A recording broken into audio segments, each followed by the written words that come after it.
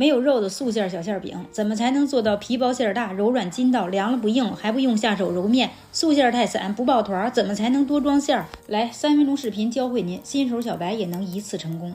今天咱们做一烫面小馅饼，全程也不用下手揉面，一样皮薄馅大。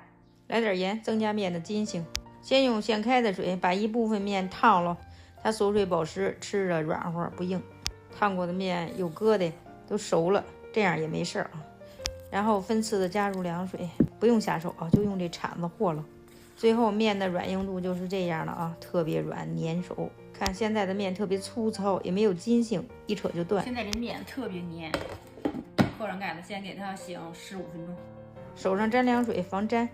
再看一下醒过的面，就比刚和了完之后有筋性了，就像做面包一样，从四周提起往中间折。这一步就是为了增加面的筋性。如果不愿意下手，就用这铲子，也是从四周往里折，折个2-3圈，面筋紧了，折不动了，再给它醒15至20分钟。摊几个鸡蛋，放点面，摊出的鸡蛋特别轻柔。做这个鸡蛋茴香馅，有人说放虾皮，有人说不放虾皮，我没吃过放虾皮的。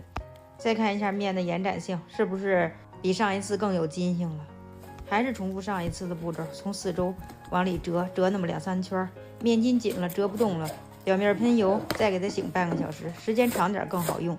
现在的茴香咋这便宜，都不到1块钱1斤，满一大盆。我做馅饼可费馅了。等这鸡蛋凉了啊，把它直接放在锅里。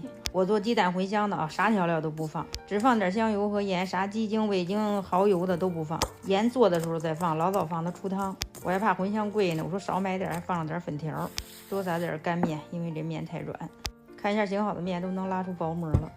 面醒到这样，包的时候它才不破皮。醒好的面不用揉，直接分剂子。